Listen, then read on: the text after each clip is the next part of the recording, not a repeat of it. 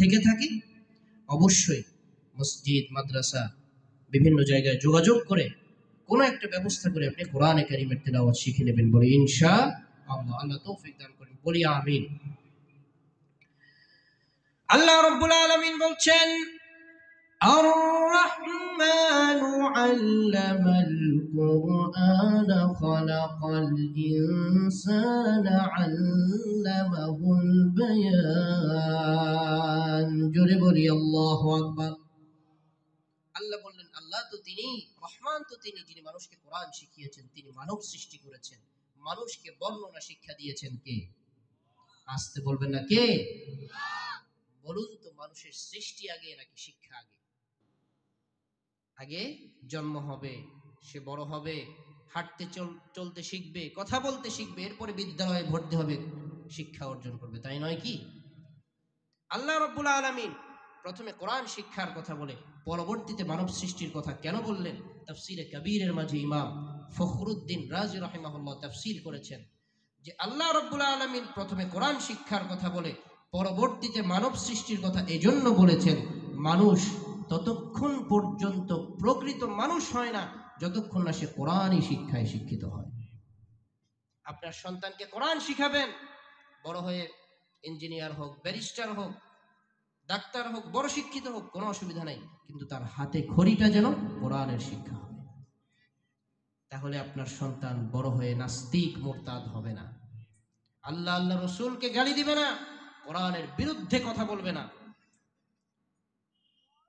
এই যে গাজীপুরের বৃদ্ধাশ্রমে আমাদের একজন পরিচিত আলেম দিন গেলেন দেখার জন্য, পরিদর্শনের জন্য। গিয়ে দেখেন এক মুরব্বী লোক কোনায় বসে খুব কান্না করছে। জিজ্ঞেস করলেন, মুরব্বী আপনি কাঁদেন কেন? তিনি বললেন, আমি কাঁদবো না কেন, মনের দুঃখে কাঁদি। কি দুঃখ আপনার?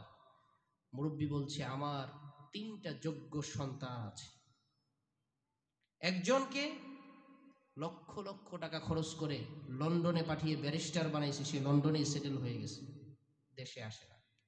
আরেকজন লক্ষ লক্ষ টাকার মালিক ইঞ্জিনিয়ার, আরেকজন ঢাকা মেডিকেলের ডাক্তার। ওদেরকে মাথার ঘাম পায়ে ফেলে দিনের পর দিন কষ্ট করে তাদেরকে মানুষের মতো মানুষ করে ওদের কাছে আজকে অমানুষ হয়ে গেছে, এজন্য আমাকে বৃদ্ধাশ্রম রেখে গেছে। এবার সে আলেম বললেন, হযরত আপনি আপনার সন্তানদেরকে ছোটবেলায় কোরআন শিখিয়েছিলেন? তিনি বললেন না, এই জন্য আজকে আপনি বৃদ্ধাশ্রমে আসছেন।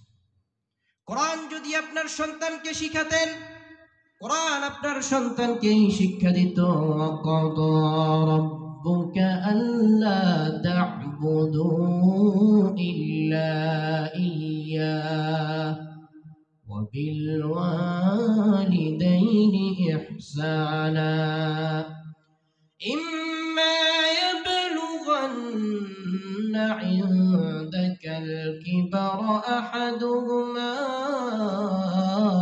আও কিলাহুমা فلا تقل لهما أف ولا تنهرهما وقل لهما قولا كريما واخفض لهما جناح الذل من الرحمة وقل رب ارحمهما كما ربياني صغيرا। আমার সাথে পড়েন, رب ارحمهما كما ربياني صغيرا। জোরে বলি আল্লাহুম্মা আমিন। আল্লাহ বলছেন, তোমার রবের চূড়ান্ত সিদ্ধান্ত ফয়সালা হচ্ছে এই, শুধুমাত্র তুমি ইবাদত করবে এক আল্লাহ। ইবাদত করবে কার? আসতে বলবেন না কার? এক আল্লাহর ইবাদত করবে, আল্লাহর সাথে কাউকে শিরিক করতে পারবে না, শরীক করতে পারবে না। শিরিক হচ্ছে মহা অন্যায়। আল্লাহর ইবাদতের পর তোমার দ্বিতীয় কাজ হচ্ছে ওয়াবিল ওয়ালিদাইনি ইহসানা, তুমি তোমার বাবা মায়ের খেদমত করবে। বলি সুবহানাল্লাহ। আল্লাহ বলছেন, তোমার বাবা মা যখন বয়োবৃদ্ধ হয়ে যাবে, মানুষের যখন বয়স বাড়ে কথা একটু বেশি বলে, কথা বল ঠিক কিনা? এক কথা বারবার বলে। আল্লাহ বলছেন, ইম্মা ইয়াবলুগান্না ইনদাকাল কিবার আহাদুহুমা আও কিলাহুমা ফালা তাকুল লাহুমা উফ বলেন না সুবহানাল্লাহ। কথা যদি একটু বেশি বলে তোমার সামনে, এক কথা বারবার বলছে, তোমার খুব বিরক্ত আসতেছে, ফালা তাকুল্লাহুমা উফ, উফ বলে তুমি বিরক্তি ভাব প্রকাশ করতে পারবে না, আল্লাহ হারাম করে দিয়েছেন। বলেন না সুবহানাল্লাহ। শুধু তাই নয়, ওয়ালা তানহারহুমা, তাকে ধমক দিতে পারবে না। ওয়াকুল্লাহুমা কওলান কারীমা, যখনই বাবা মায়ের সাথে কথা বলবে সম্মান সূচক কথা বলবে। তাদের কেউ যদি ইন্তেকাল করে তোমার দায়িত্ব শেষ হয়ে যাবে না।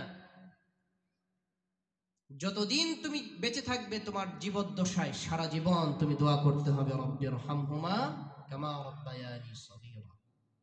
শুধু তাই নয়, তোমার বাবা মা যদি মুশরিক হয়, কাফের হয়, তারা যদি তোমাকে শিরকের আদেশ করে, সে আদেশ তুমি মানতে পারবে না,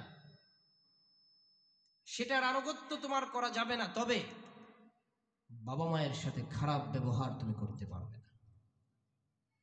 সূরা লোকমানে রব্বুল আলামিন বলছেন, ওয়া ইন জাহাদাকা আলা আন তুশরিকা বিমা লাইসা লাকা বিহি ইলমুন ফালা তুতি'হুমা صاحبهما في الدنيا معروفا। জোরে বলি আল্লাহু আকবার। অন্য আয়াতে রব্বুল আলামিন বলছেন, ووصينا الإنسان بوالديه إحسانا। জোরে বলি আল্লাহু আকবার। আল্লাহ বলছেন, আমি খোদা হিসেবে, রব হিসেবে, সৃষ্টিকর্তা হিসেবে শুধু মুসলমান নয়, হিন্দু, খ্রিস্টান, বৌদ্ধ, এক কথায় মনুষ্যত্ব যার ভিতরে রয়েছে, যে ব্যক্তি মানুষ, এমন প্রত্যেক মানুষকে আমি খোদা হিসেবে আদেশ করছি, সে যেই ধর্মেরই হোক না কেন, সে যেন তার বাবা মায়ের সাথে ভালো ব্যবহার করে। সুবহানাল্লাহ বলবেন না? হযরত আবু হুরায়রা রাদিয়াল্লাহু আনহু ইলমের পিপাসু, হাদিস শিখার জন্য আল্লাহ রসুলের দরবারে পড়ে থাকতেন। একদিন আবু হুরায়রা আল্লাহ রসুলের সামনে খুব কান্না করছেন। আল্লাহ রসুল জিজ্ঞেস করলেন, আবু হুরায়রা কাঁদো কেন? হযরতে আবু হুরায়রা বললেন, ওগো আল্লাহর রাসূল, আমার মা মুশরিকা, ঈমান আনে নাই। আপনার দরবার থেকে রাতে ফিরতে আমার দেরি হলো, এজন্য মা আমাকে খুব মেরেছে। আল্লাহর রাসূল বলছেন, আবু হুরায়রা, তোমার মা তোমাকে মেরেছে, তুমি কি আমার কাছে তোমার মায়ের নামে নালিশ করছো নাকি? তোমার মায়ের নামে আমার কাছে নালিশ করার জন্য আসছো? তোমার মা তোমাকে মেরেছে, আমি রসুলের কিছুই করার নেই। সুবহানাল্লাহ বলবেন না? কোন রসুল এই কথা বলছেন? যে রসুল জমিন থেকে পা তুললে আল্লাহ তাকে আরশে নিয়ে গেছেন, যে রসুলের ইমামতিতে সমস্ত নবীরা নামাজ পড়েছে, যাকে সাইয়্যিদুল মুরসালিন বলা হয়। আল্লাহ স্বয়ং যাকে শারিআ শরীয়ত প্রণেতা বানিয়েছেন। আল্লাহ রসুল কোন জিনিসকে হ্যাঁ বললে হালাল, না বললে হারাম হয়ে যেত। বলেন না সুবহানাল্লাহ। শুধু তাই নয়, কোরআনুল কারীমের মাঝে আল্লাহ রাব্বুল আলামিন মুহাম্মদ সাল্লাল্লাহু আলাইহি ওয়াসাল্লামকে ইয়া মুহাম্মদ বলে কোথাও ডাকেন নাই, নাম ধরে ডাকেন নাই। আল্লাহ বলেছেন, ইয়া আইয়ুহার রাসূল, ইয়া আইয়ুহান নবী, ইয়া আইয়ুহাল মুদ্দাসসির, ইয়া আইয়ুহাল মুযাম্মিল, ইয়াসিন, তাহা। বলি সুবহানাল্লাহ। নাম ধরে ডাকেন না, এত সম্মান আল্লাহ যে রাসূলকে করেছেন। আল্লাহ রাসূল যখন মেরাজে গিয়েছেন, আল্লাহ রাসূলের আল্লাহর যখন সামনে চলে গেছেন আল্লাহ রাসূল, আল্লাহ বলছেন, রাসূল আপনি আমার আরশের উপরে আসেন। সুবহানাল্লাহ বলবেন। আল্লাহ রাসূল ইতস্ত বোধ করছিলেন, আমি আল্লাহর আরশে কিভাবে যাব? আল্লাহ বললেন, কোনো ইতস্ত বোধের কিছু নাই, আপনি আমার আরশে আসেন।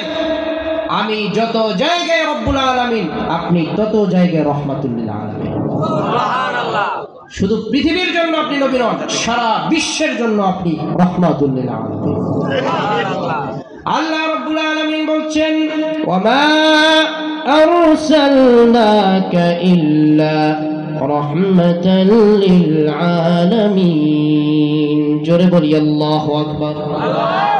আল্লাহ হচ্ছেন রব্বুল আলামিন, মুহাম্মদ সাল্লাল্লাহু আলাইহি ওয়াসাল্লাম হচ্ছে রাহমাতুল লিল আলামিন, কোরআন হচ্ছে যিকরুল লিল আলামিন। বলেন সুবহানাল্লাহ। সেই আল্লাহ রাসূল বলছেন তোমার